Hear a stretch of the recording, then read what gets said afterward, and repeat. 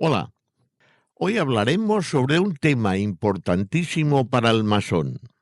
Muchas veces no se ha desarrollado perfectamente bien la idea en el hermano o en la hermana al respecto de una situación importante en la vida que tiene que contemplarse en todo su quehacer. Me refiero al título de este vídeo y a la sustancia que intenta darle: el poder masónico del pensamiento crítico. Desde pequeños tenemos que tener en cuenta que todo nos viene enseñado. Vivimos en nuestra sociedad, en la ciudad, decirle como queráis, y ya desde nuestra corta edad, después de ir al colegio, a la universidad y comportarnos en la vida social, nos enseñan de alguna manera, por decirlo así, lo que es bueno y lo que es malo, cuándo debemos pensar, cuándo debemos actuar. Y entonces la pregunta del millón sería: ¿podemos decir que a día de hoy todos tenemos un pensamiento libre y crítico? Esta es la gran pregunta.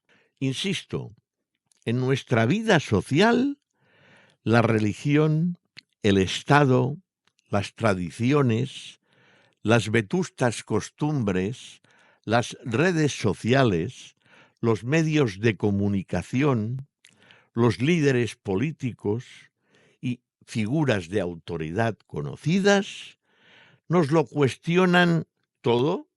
No. Sencillamente nos van diciendo lo que piensan y, de alguna manera, podríamos decir que civilinamente nos condicionan y nos dicen lo que tenemos que hacer. Entramos en masonería y tenemos que tener, o esta es nuestra obligación, un pensamiento crítico. Nos atrevemos a pensar por nosotros mismos, o al menos esta es la situación.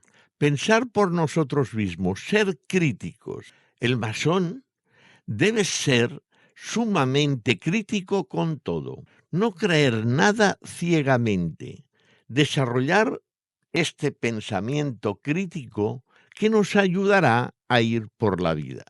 Evidentemente, por eso, como decíamos en anteriores vídeos, la Iglesia lanza anatemas contra la masonería. Nada más 1717 que florece, automáticamente sale la primera encíclica papal. El masón piensa, cuestiona. El masón no se aferra a los dogmas. Automáticamente hay que acusar de herejía a la masonería. Ellos piensan por nosotros. Critica automáticamente la Iglesia lo que es el secreto. El secreto que en aquellos tiempos quizás se tenía por norma pensar en la masonería, de la masonería, porque tenía que a veces que actuar en secreto. Y esto les molestaba. Y precisamente atacaban a la masonería por tener secreto. Y en cambio ellos tenían el secreto de confesión. Este sí que les iba bien. ¿Veis? La cosa cambia. Entonces tenemos que ir sustantivamente y de manera directa al poder masónico, este poder que tiene o que debe tener la masonería sobre el pensamiento crítico. Atrévete a saber. Kant tiene un libro que no tiene pérdida. Muchos, yo supongo que lo habréis leído, que lo conoceréis. Os lo recomiendo. Es la crítica de la razón pura.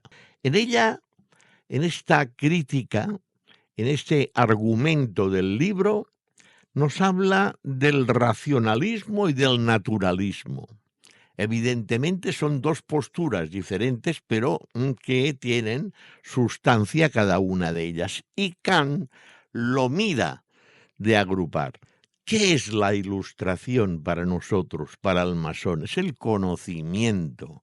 Pero el conocimiento se basa en qué? En estudiar, evidentemente, en conocer símbolos, en estudiar simbología, en seguir la historia, en saber tener la historia bien clara y conociéndola, esta historia no se repite. Ojo aquí, en las situaciones geopolíticas que se están dando en todo el mundo a día de hoy, pues esto, el conocimiento de la historia, atreverse a juzgar la historia, esto es actuar con crítica, no creernos ningún dogma. Antes de actuar, pensar, ¿qué pasaría si todos hiciéramos lo mismo? Si esto que pasaría es bueno, no hay ningún problema, pues correcto, adelante, pero hay que estudiar, analizar cada uno de los pasos interesantes, necesarios, quizás primordiales en nuestra vida cada día. Porque hay algunos que nos dicen que no hay que hacer y verdaderamente no hay que hacerlos. Esto es lo que tenemos que criticar. Esto es lo que tenemos que pensar. Esto es lo que nos tiene que hacer actuar con conciencia crítica. No por el miedo al castigo. Tampoco se trata de que si la ley normal dice que no hay que matar, vayamos matando a la gente. No, no. Pero hay muchas situaciones que cada uno de nosotros tenemos cada día. Tenemos que hacer práctica la idea que Kant nos lanzaba en aquel libro, la crítica de la razón pura y la manera de actuar. Nuestra conciencia social, espiritual, nuestra conciencia con las leyes de nuestro Estado, con la manera de actuar en sociedad, con nuestra familia. Todo esto nos lo tenemos que, una vez ya como hermanos en cada calidad masónica que tengamos, tenemos que hacerlo cada vez más imperativo y apartarnos de los dogmas. Esto es el valor implícito que tiene este pensamiento crítico tan necesario.